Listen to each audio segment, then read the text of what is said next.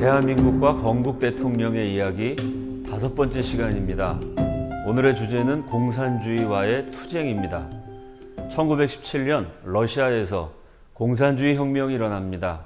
사람 위에 사람 없고 사람 밑에 사람 없다. 토지는 밭갈이 하는 농민에게, 공장은 피땀 흘려 일하는 노동자들에게, 만국의 노동자여 단결하라. 우리가 얻을 것은 무계급 만민평등의 세계 공산화요. 우리가 잃을 것은 억압과 압제의 쇠사슬이다. 이 공산주의 구호에 전 세계가 열광을 합니다.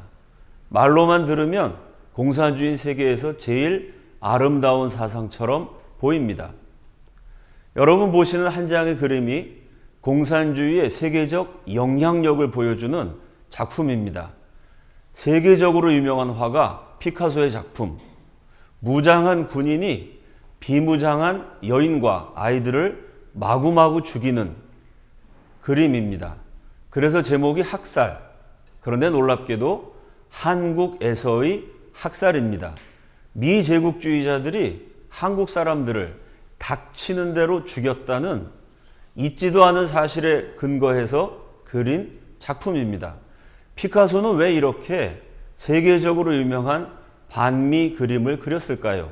그는 죽을 때까지 공산당원이었습니다.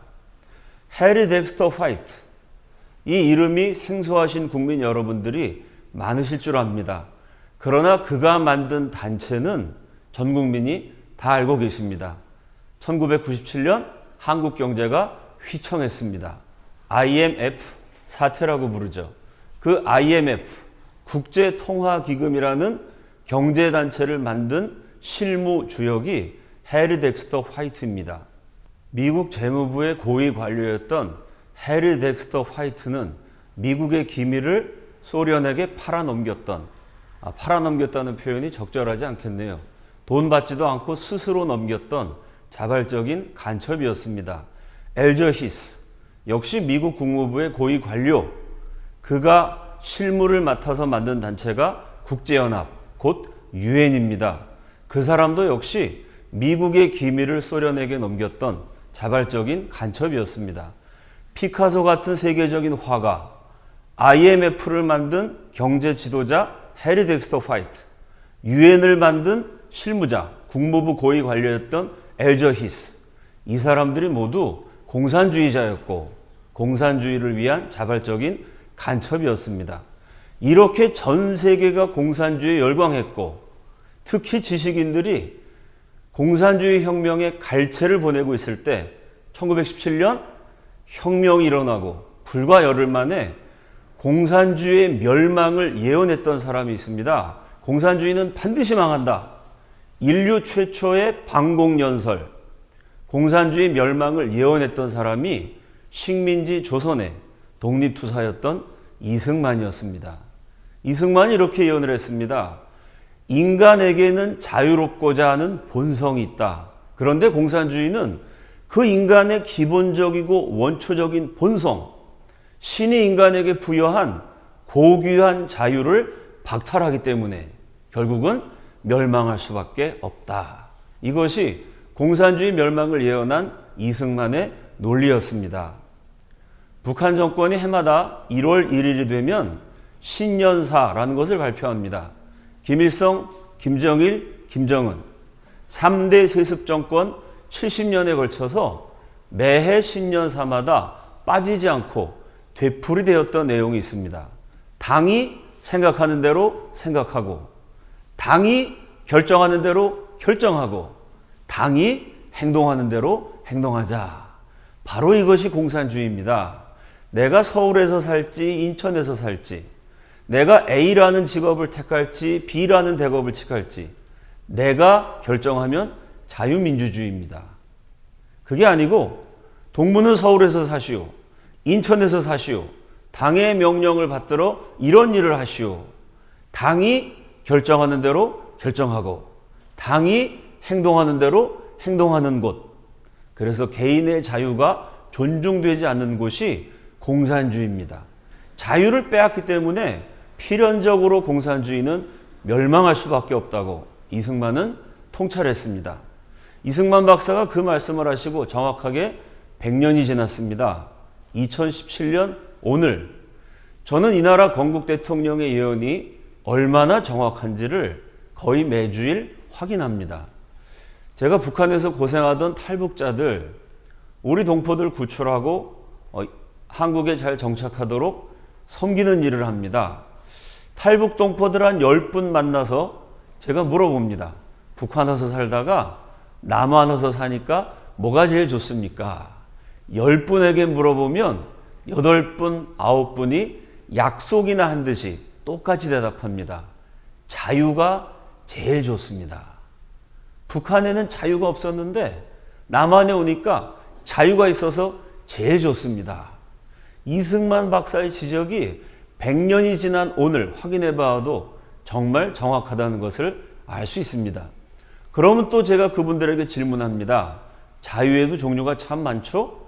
언론, 출판, 집회, 결사의 자유, 종교의 자유, 여행, 이동의 자유, 수많은 종류의 자유 가운데 어떤 자유가 제일 좋으십니까?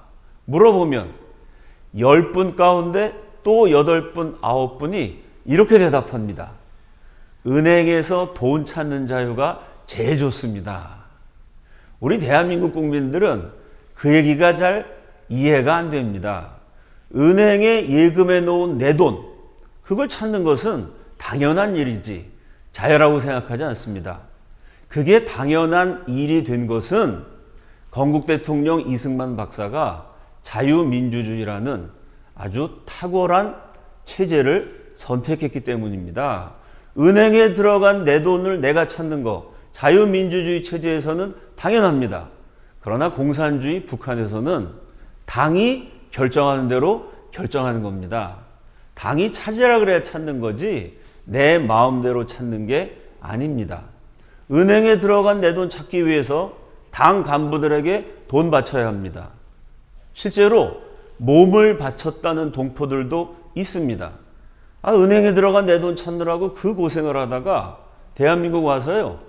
카드만 집어넣으면 돈이 튀어나옵니다. 얼마나 참 탈북 동포들에게는 감격적이고 감사한 일인지 모릅니다.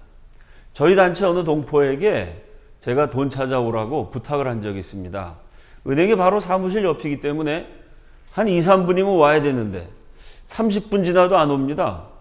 이분이 남한에서 잘 모르셔갖고 길을 잃어버리신 거 아닌가 걱정을 하고 있는데 늦지막하게 들어오셨어요. 얼굴이 싱글벙글 웃습니다. 제가 질문했습니다. 돈 찾는데 왜 이렇게 오래 걸렸어요? 이분의 대답, 은행에서 돈 찾을 때마다 그렇게 행복하대요. 북한에서 은행에 돈 맡겨봤자 그거 언제 뺏길지 모릅니다. 김정일이가 죽기 전에 마지막 저지른 악행, 화폐 개혁이란 거 해가지고요. 은행에 넣어둔 북한 동포들의 돈을 모두 휴지 조각으로 만들었어요. 그 돈 때문에 고생하다가 남한 와서 쉽게 찾으니 그 행복이 너무 기쁩니다. 그런데 30만 원을 찾는데 카드를 넣고 찾으실 금액 30만 원 이렇게 누르면 30만 원이 한꺼번에 나와서 행복한 순간이 너무 짧아요. 그 행복을 오래 누리고 싶어서 카드를 넣고 찾으실 금액 10,000원.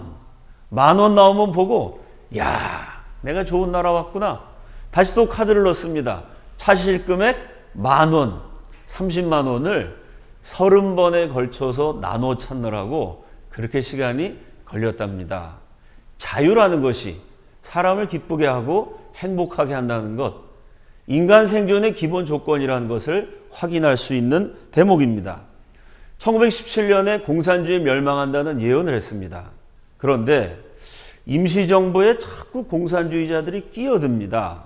그들을 정리하기 위해서 1923년 임시정부 대통령이었던 이승만이 공산당의 당부당, 공산당이라는 것이 정당한가 부당한가라는 제목으로 논문을 씁니다.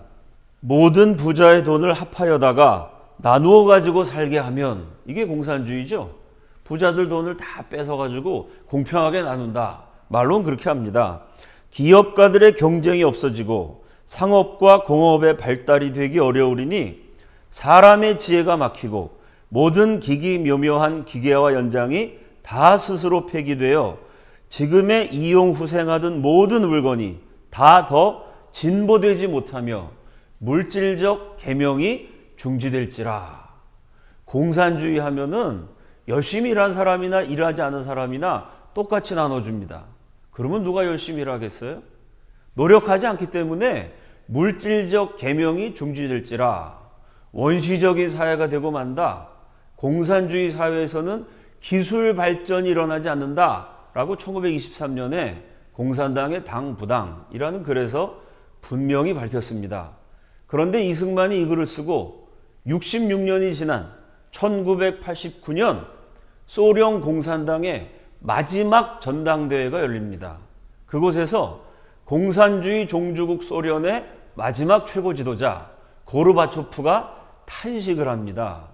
자본주의 국가는 놀랍게 기술이 발전했는데 우리 공산주의 소련은 기술 발전이 너무나 정체됐다.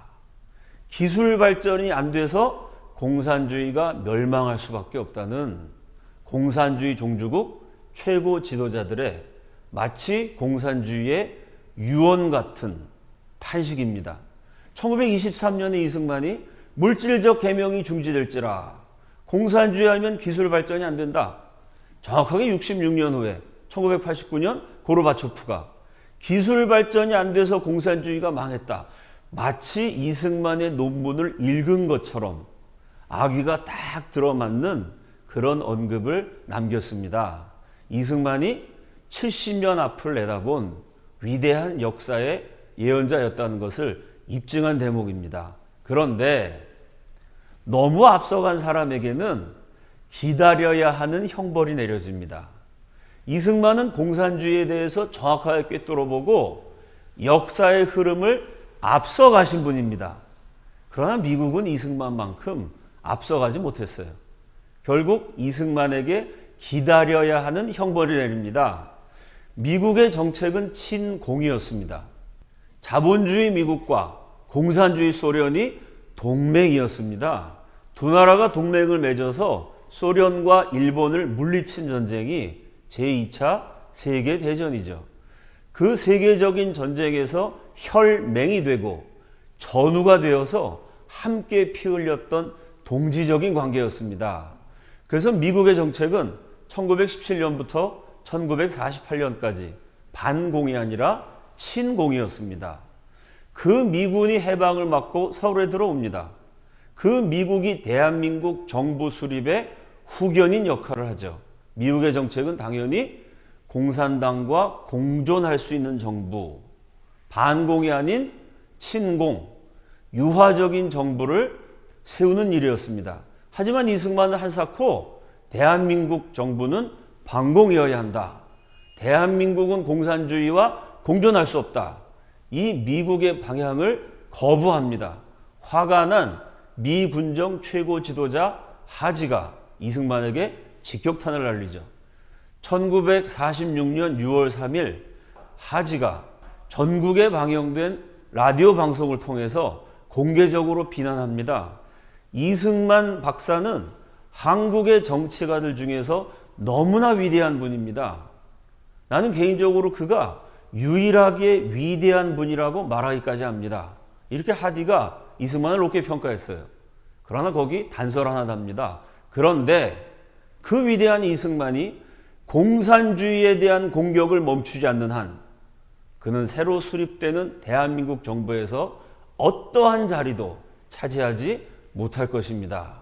다 좋은데 정말 탁월하고 위대한 사람이라는 것 내가 만나보고 대화해보고 겪어봐서 아는데 단 한 가지, 미국의 친구인 공산주의를 그토록 비난하기 때문에 이승만이 반공정책을 포기하지 않는 한 대통령은커녕 대한민국 정부의 어떠한 자리도 차지할 수 없다는 공개적인 엄포입니다.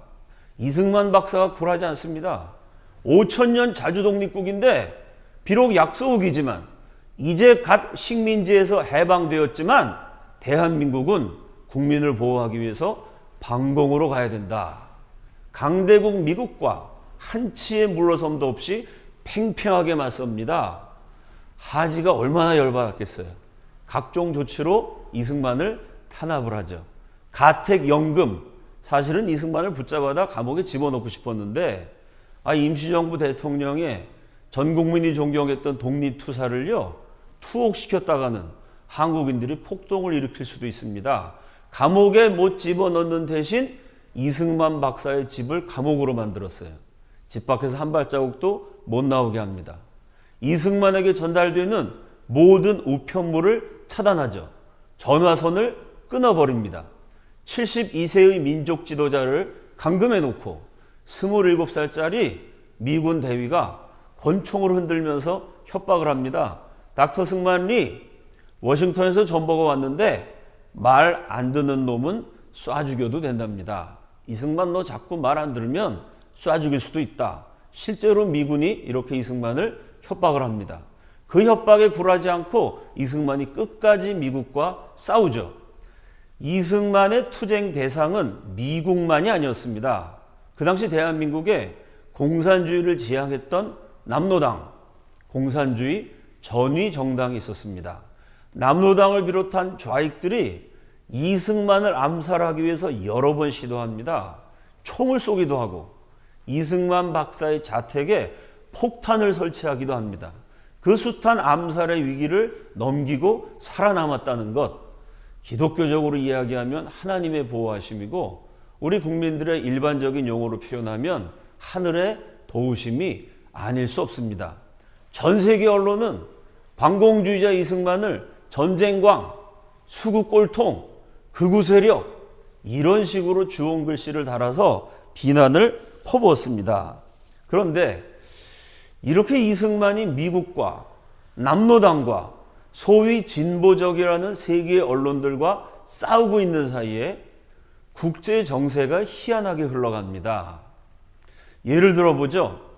자, 식민지에서 독립한 나라, 압제에서 해방된 나라들이 새로 정부를 구성합니다. 선거를 하는데 정치인 A 이렇게 연설을 해요. 좌파냐 우파냐 그거 너무 따지지 말자. 사람마다 성격이 다르듯이 정치 노선도 얼마든지 다를 수 있다. 중요한 거는 모두가 힘을 합쳐서 좋은 나라 세우는 거니까 좌우 너무 가르지 말고 합작을 해서 좋은 정부를 세우자. 좌우 합작론이 A입니다. B는 이승만 같은 반공투사죠. 당신의 아들이 공산주의자면 부모 자식의 인연을 끊어라. 당신의 형제가 공산주의자면 그 형제 때문에 집안이 망하고 나라도 망하게 된다. 이런 사람이 B입니다. 여러분 국민들이 듣기에 A가 좋을까요? B가 좋을까요? 이게 무슨 공산주의자라고 부모 자식의 인연을 끊어라. 형제도 아니다. 너무 살벌하고 과격하게 느껴집니다. 어느 나라나 좌우 합작론이 인기가 있었어요. 국민들이 좌우 합작론 주장하는 사람들을 지도자로 선출합니다. 그래서 좌우 합작 정부가 만들어지는데 이상한 일이 계속해서 일어나요. 좌우 합작에서 얼마 지나지 않아 우가 소멸됩니다. 우파의 지도자들이 의문의 교통사고를 당해요. 갑자기 암살당합니다. 실종되어서 사라지거나 무슨 이유인지 모르게 정치계에서 은퇴해버립니다. 국민들은 좌우 합작 정부를 만들어줬는데 시간이 지나면서 우가 없어지고 좌파 연립정부가 됩니다. 좌파 안에도 파벌과 노선이 다양하죠. 진보주의자, 사회주의자, 수정된 공산주의자, 공산주의자 안에서도요, 소련파, 소련을 중심으로 하는 소련파 공산주의자가 있고, 자기 민족, 자기 고유의 특성을 강조하는 국내파, 민족적 공산주의자가 있습니다. 좌우 합작이 좌파 연립이 됐는데, 그 다음에 또 똑같은 일이 반복이 됩니다.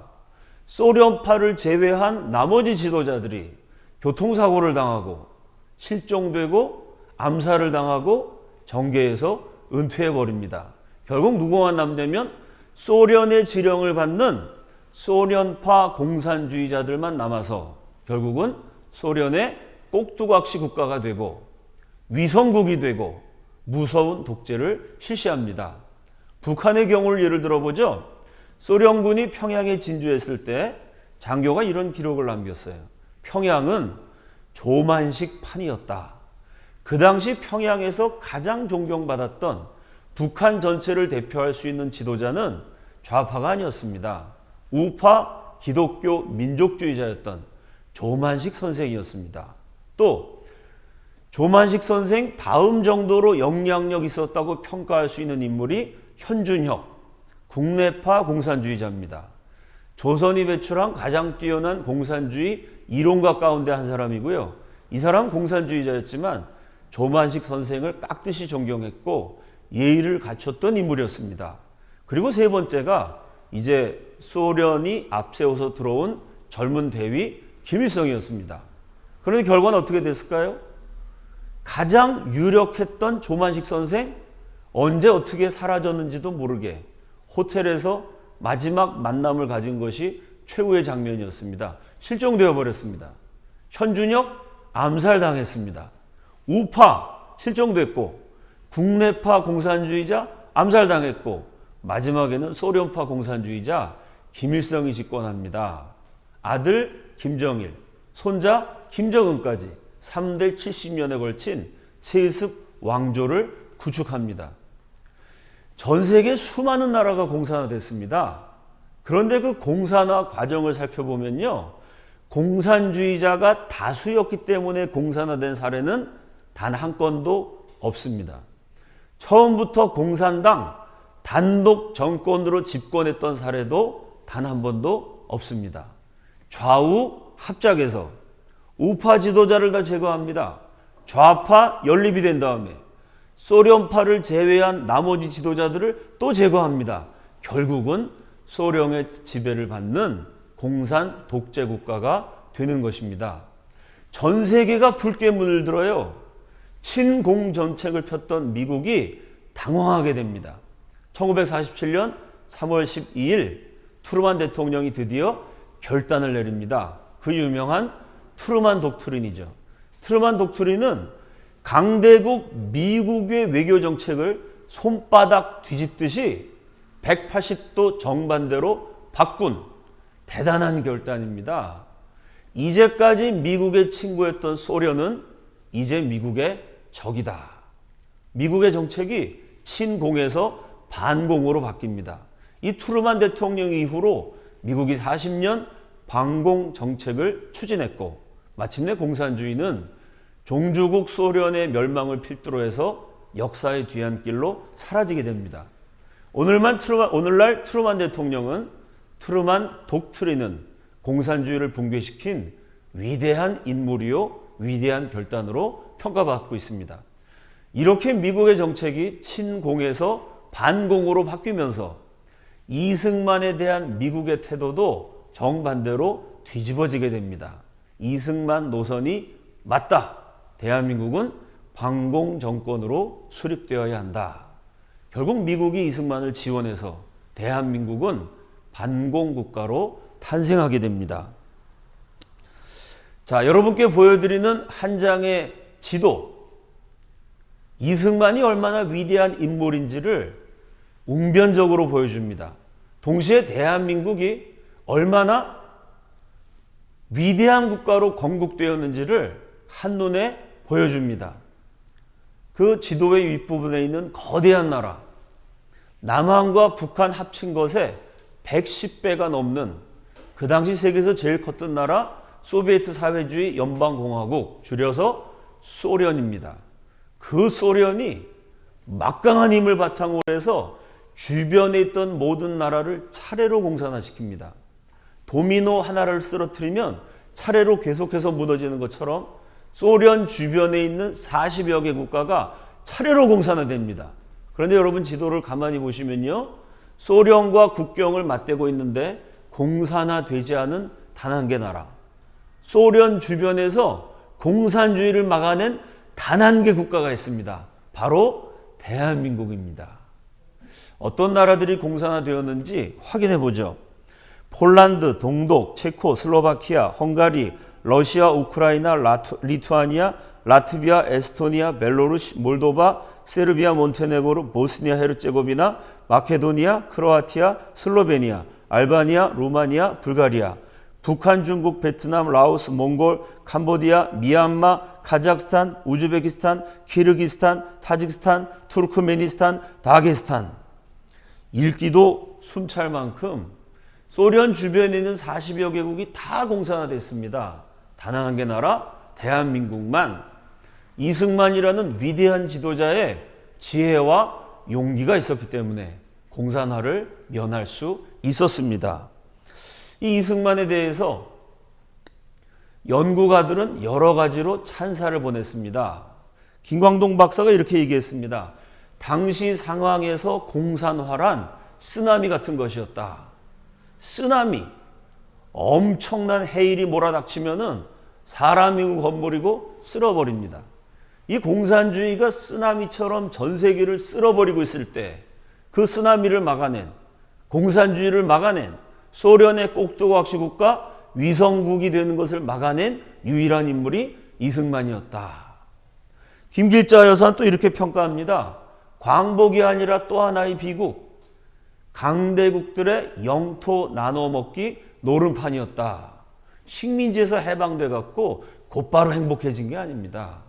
식민지가 갑자기 부강해질 수도 없습니다. 해방은 됐지만 강대국들이 이 식민지를 마음대로 나눠먹는 영토 나눠먹기 노름판이었습니다. 소련에는 북한이 공산주의 단독 정권을 세워버렸어요.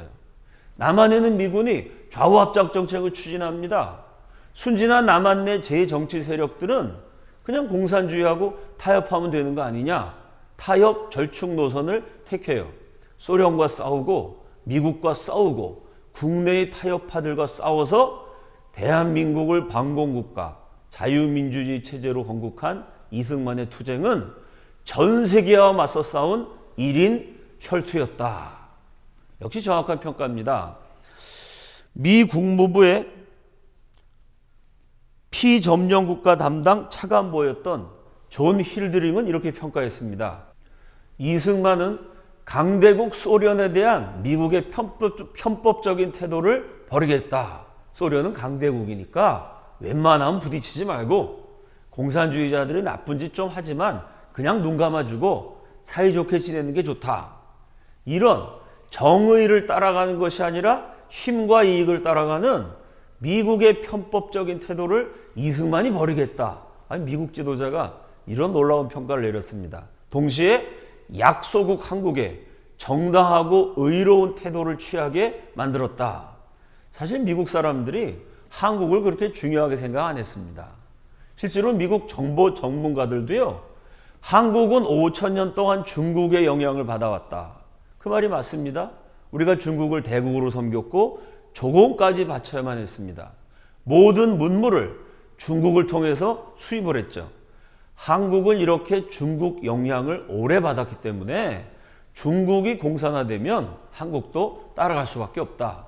이런 식으로 한국에 대해서는 특별한 관심과 애정이 없었는데 이승만이 그걸 바꿔서 약소국이지만 한국에 정당하고 의로운 태도를 취하게 만들었다는 것이죠. 이승만은 미국을 설득해서 한국 편으로 만들었다. 그것은 위대한 십자군 운동이었다. 미 국무부의 고위 관료가 전 세계 식민지 출신 국가, 강대국에게 점령당했던 피점령 국가의 운명을 결정하는 고위 관료가 이승만에 대해서 이렇게 격찬을 했습니다. 대한민국 좌파들이, 종북 세력들이 이승만을 깎아내립니다. 미제국주의 앞잡이라 그럽니다. 천만의 말씀입니다. 여러분, 미국은요 1947년부터 반공정책했습니다. 이승만은 1917년부터 반공을 부르짖었어요. 그것 때문에 미국의 탄압도 받고 박해도 받았습니다. 그런데 결국 미국과 이승만이 동맹관계를 맺습니다. 여러분, 이게 미국의 앞잡이인가요? 미국보다 30년 앞서갔는데 어떻게 미국의 앞잡이가 되겠어요? 앞선이라고 말하면 맞습니다. 길잡이라고 말하면 정확합니다. 오히려 이승만이 길잡이가 돼갖고 미국을 이끌어갔다라고 보는 것이 정확한 해석입니다. 그러면 전 세계가 공산주의가 다 좋은 건 줄 알았는데 이승만은 어떻게 홀로 반공을 외칠 수 있었을까요? 이승만이 반공주의자가 된 이유, 첫 번째는 독실한 기독교인이었기 때문입니다. 이승만 연구가들, 손세일 선생, 조갑재 선생, 김일자 여사, 이분들의 저서에 공통적으로 지적하는 것이 독실한 기독교인이었기 때문에 성경을 불태우고 교회를 파괴하며 역사상 기독교인들을 제일 많이 죽였던 공산주의를 용납할 수 없었다. 그가 기독교인인 점이 반공투사가 되는데 결정적 영향을 끼쳤다고 평가합니다. 두 번째는 직접 소련에 가서 보았던 경험이 있었습니다. 이승만 박사는 여행을 좋아했어요. 시간이 날 때마다 전 세계를 누비면서 국제 여론에 호소하는 독립운동을 벌였습니다.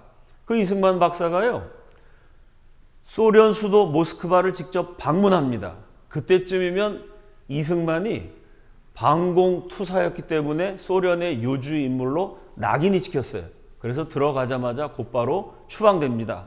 그 짧은 기간에 공산주의가 뭔지를 이승만이 정확하게 목격합니다. 기차에서 만난 미국인과의 대화에 대해서 기록한 내용이 있습니다. 소련에 가봤더니요, 오스트리아, 헝가리, 유럽 어느 나라 농민들보다 소련 농민이 더 가난합니다. 기차에서 만난 미국인이 뭐라 그러냐면 소련 전역에 굶어 죽은 농민들의 시체가 널려 있는 것을 봤다. 이승만이 그 얘기를 들으면서 인민의 지상 낙원이라고 선전하는데 인민을 굶겨 죽이는 체제가 공산주의구나. 원래 소련 가기 전에도 공산주의 싫어했지만 가서 보면서 더욱 확신을 갖게 됩니다.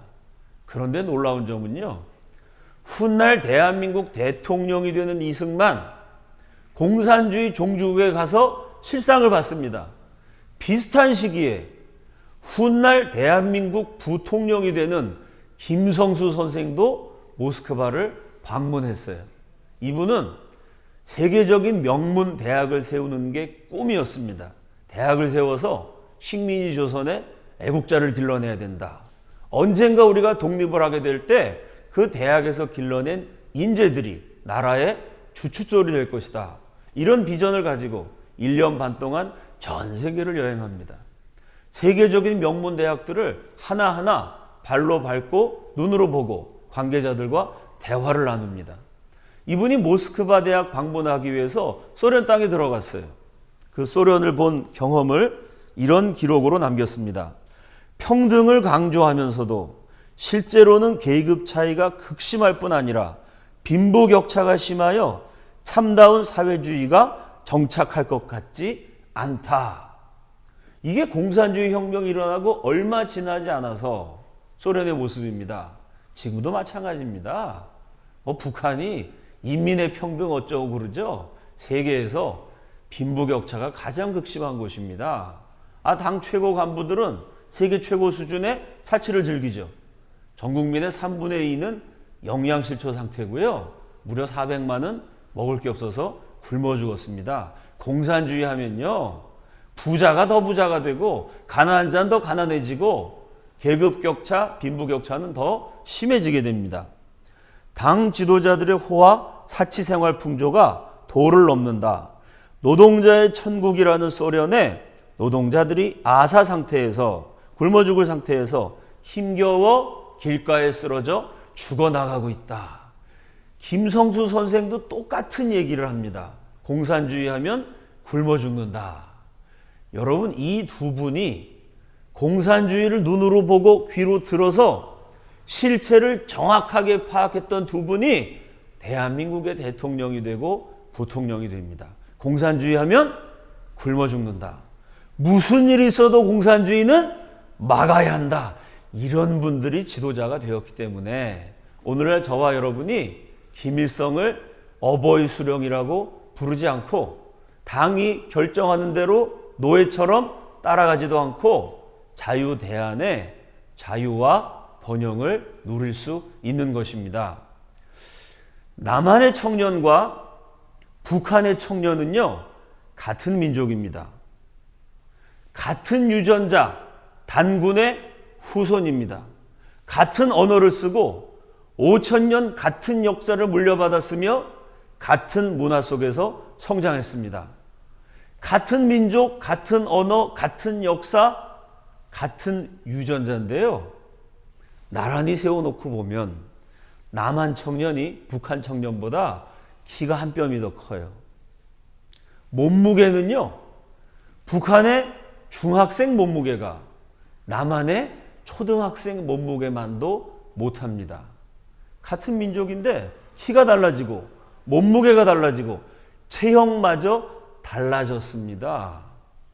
무엇이 이렇게 사람의 몸까지 바꿔놨을까요? 바로 이념입니다.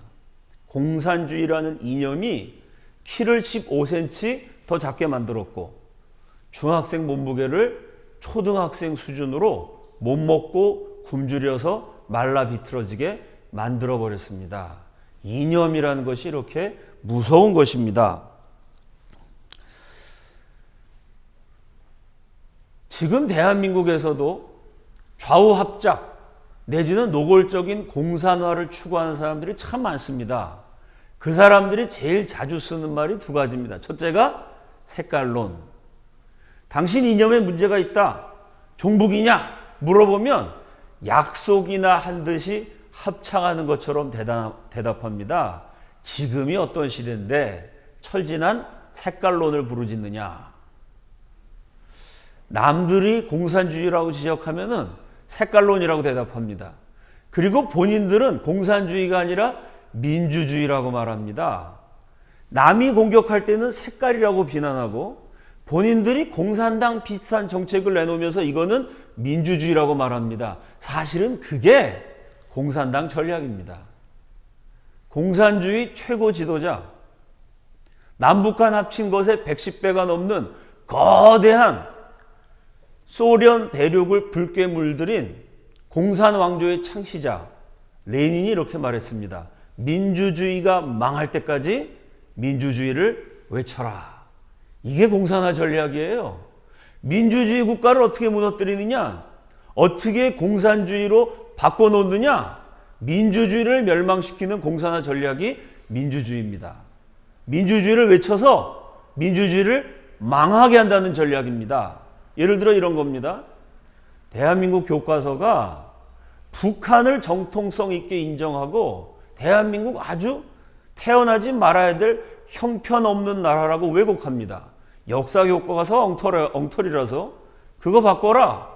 국정화해야 된다. 그럼 뭐라고 대답합니까? 공산주의 교육에 대한 탄압이다 라고 말하지 않습니다. 민주교육에 대한 탄압이다.